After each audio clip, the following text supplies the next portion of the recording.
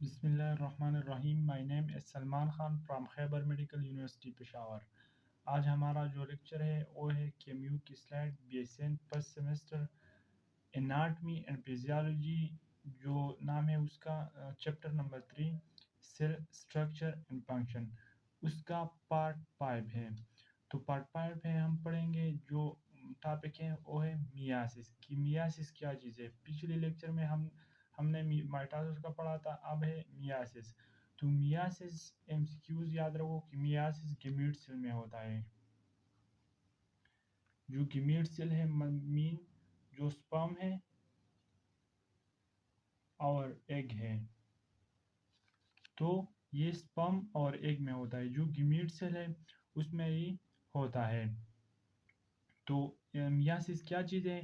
It involve two division to produce four non identical cell, each each have half number of chromosome of parent cell। तो ये क्या होता है? इसमें two types involve, two division होता है। एक मियासिस 1 होता है, एक मियासिस 2 होता है। जिसमें क्या होता है? जिसमें four non identical cell produce होता है। तो मियासिस में, माइटोसिस में 2 सेल प्रोड्यूस होता था जो आइडेंटिकल था, पेरेंट सेल के साथ, पेरेंट सेल के साथ सेम था। लेकिन मियासिस में ये एमसीक्यूज याद रखो कि ये नॉन आइडेंटिकल होता है। कैसे नॉन आइडेंटिकल होता है? कि पेरेंट सेल में और जो पेरेंट सेल के क्रोमोसोम और जो डॉटर सेल के क्रोमोसोम है वो सेम नहीं होते। मतलब ये हाफ होता है, ये एन होता है। ये इसका क्रोमोसोम हाफ होता है और पेरेंट सेल का क्रोमोसोम हाफ नहीं होता। Each have half number of chromosome, जिसमें क्या होता है? हाफ नंबर ऑफ क्रोमोसोम होता है। जो पेरेंट सेल से क्या होता है? जो पेरेंट सेल से नॉन आइडेंटिकल होता है। तो बस एमसीक्यूज क्या है कि गैमीट सेल में होता है और जो जो सेल प्रोड्यूस होता है वो नॉन आइडेंटिकल होता है पेरेंट सेल के साथ। पेरेंट सेल के साथ उसका कोई सिमिलरिटी नहीं होता, क्योंकि इसमें क्या होता है? उसमें इसमें जो क्रोमोसोम का नंबर है वो हाफ होता है। ये take place in reproductive cell. जो रिप्रोडक्टिव सेल है मतलब स्पर्म है एंड गैमीट जो ओवम है, एग है, ये उसमें होता है। मियासिस टू सक्सेसिव स्टेज में परफॉर्म होता है, अकर होता है। एक मियासिस 1 है, मियासिस 1 एंड मियासिस 2।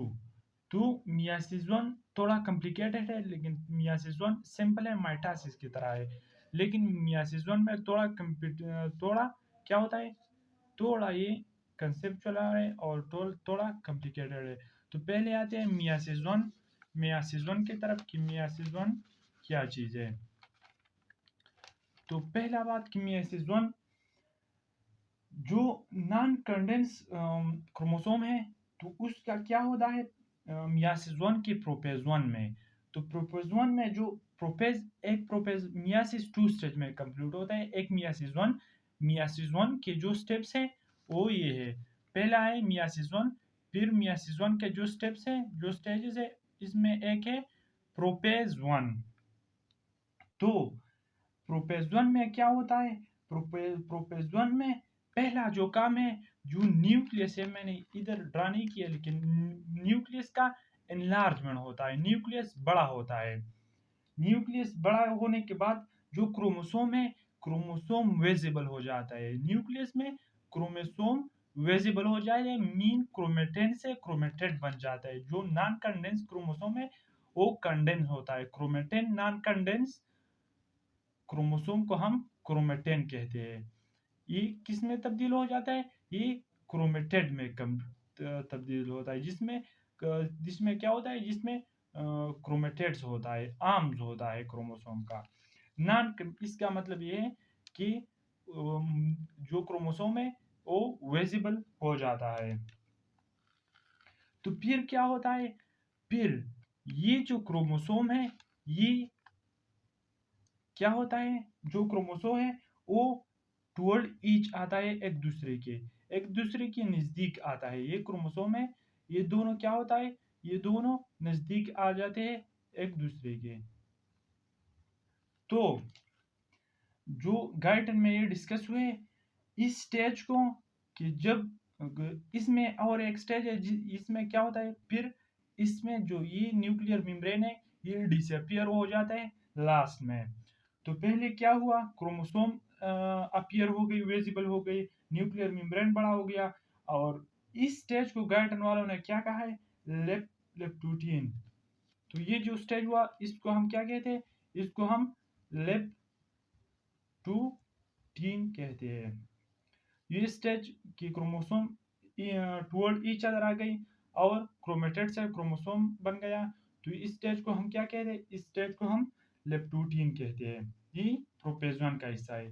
तो फिर क्या होता है, जो क्रोमोसोम है वो क्या करता है, वो पेयर्स बनाते हैं। मीन एक पेयर ये बन गया, तो क्रोमोसोम से फिर पेयर्स बन गई, और जब पेयर बन जाते हैं तो इसको हम क्या कहते हैं, इसको हम साइनेप्सिस कहते हैं। साइनेप्सिस, साइनेप्सिस बन गई, साइनेप्सिस बन गई। इस जो बाइवेलेंट, इसको हम बाइवेलेंट भी कहते हैं और साइनेप्सिस भी होके। इस स्ट्रक्चर को जब क्रोमोसोम एक दूसरे के नजदीक आ जाए तो इस स्ट्रक्चर को हम बाइवेलेंट या टेट्रेट कहते हैं। ये टेट्रेट की तरह है, तो इसको हम टेट्रेट या बाइवेलेंट भी कहते हैं। और इस स्टेज को हम फिर जाइगोटीन कहते हैं। जाइगोटीन हम इधर ड्रा करते हैं।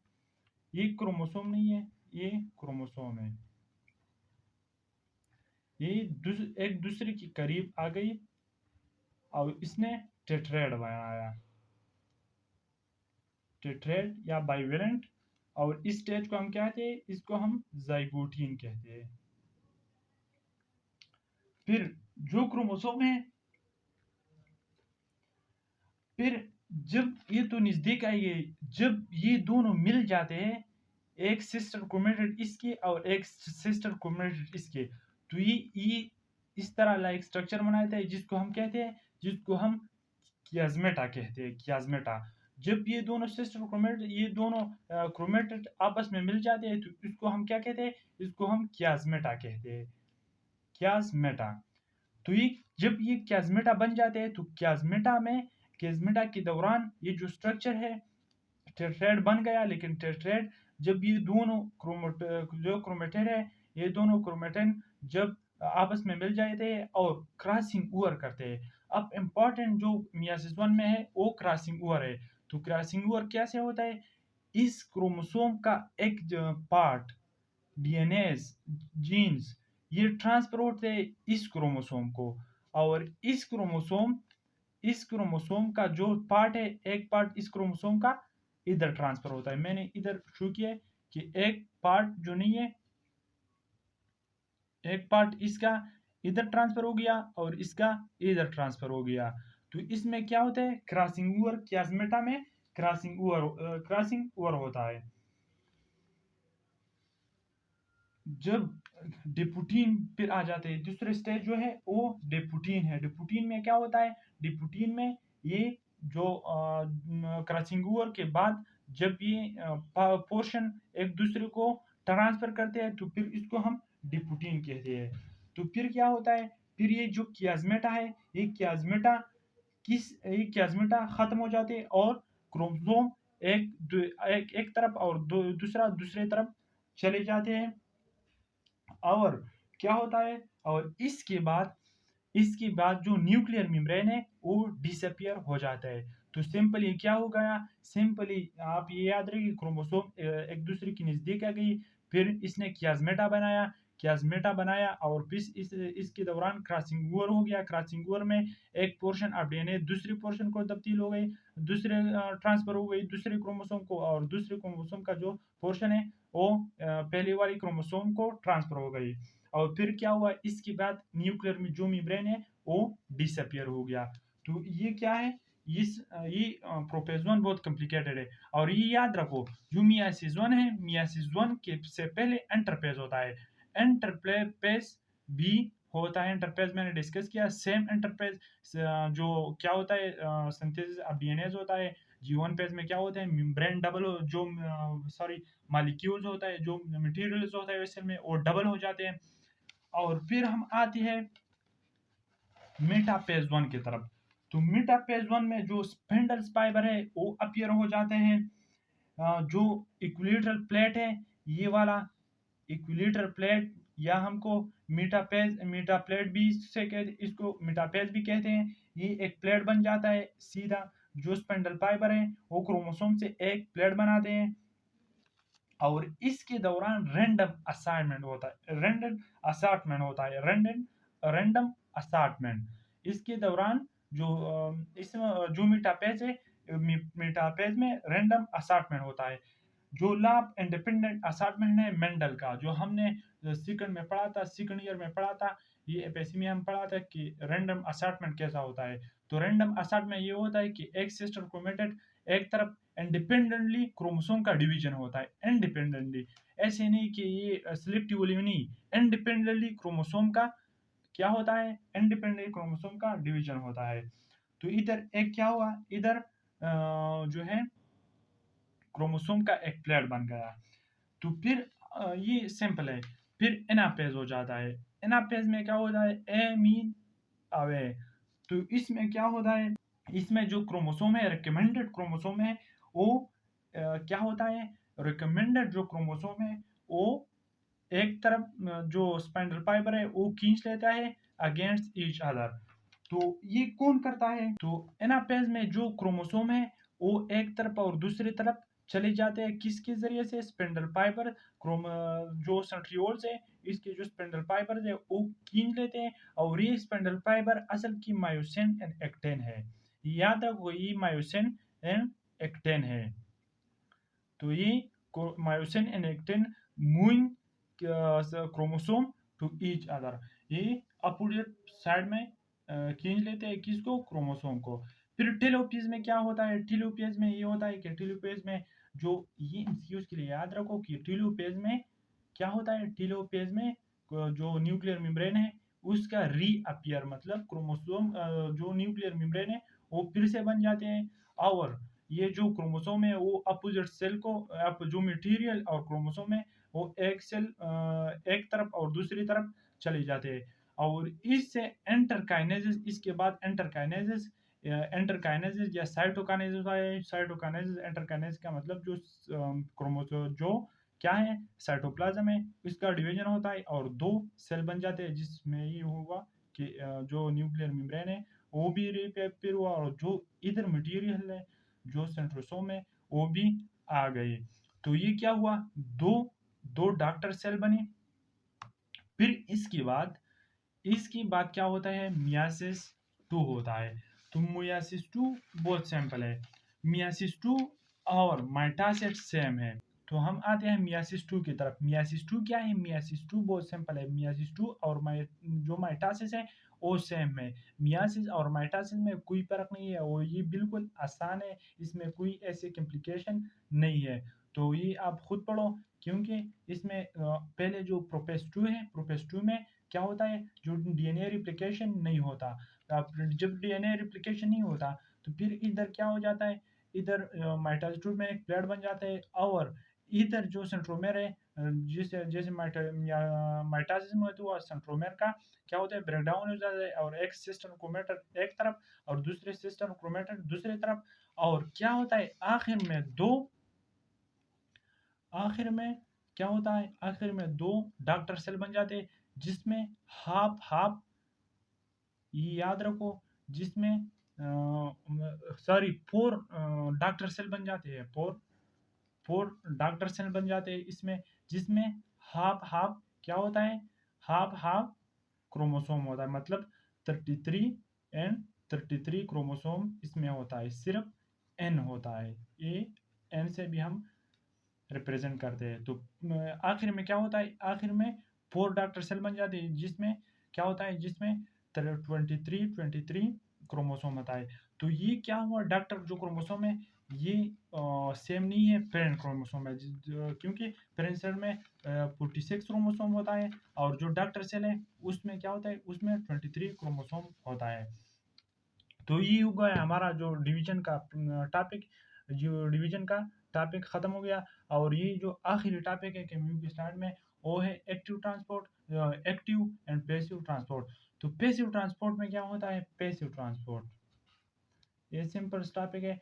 पैसिव जो ट्रांसपोर्ट है, ट्रांसपोर्ट हम जो सेल से मटेरियल बाहर और अंदर जाते हैं उसको हम क्या कहते हैं? उसमें उसको हम ट्रांसपोर्ट कहते हैं। तो पैसिव ट्रांसपोर्ट में क्या होता है? पैसिव ट्रांसपोर्ट में एनर्जी नहीं लगता, विदाउट एनर्जी, इसमें एनर्जी नहीं होता, और मटेरियल विदाउट एनर्जी सेल के अंदर और बाहर जाते हैं।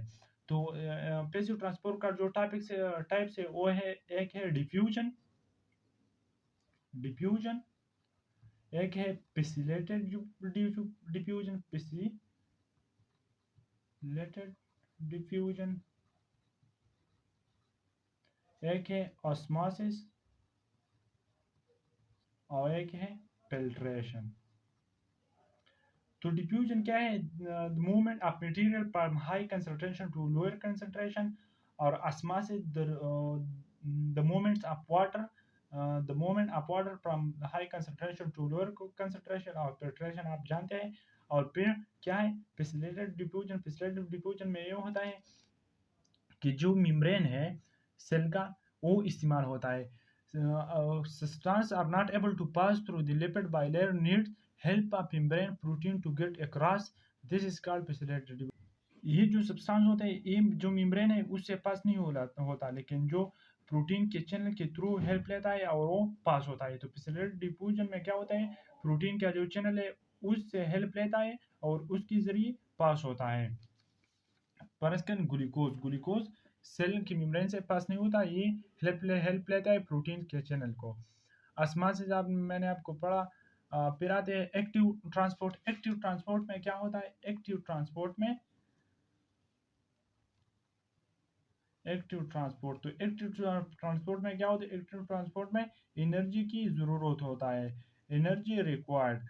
तो क्या होता है? ट्रांसपोर्ट होता है सेल मेम्ब्रेन के अक्रॉस, लेकिन इसके लिए क्या होता है? इसके लिए एनर्जी रिक्वायर्ड होता है। तो ये हुआ हमारा आज का लेक्चर। इंशाल्लाह और भी लेक्चर अपलोड होंगे। अपने ख़ास दुआ में याद रखो। अल्लाह हाफिज़।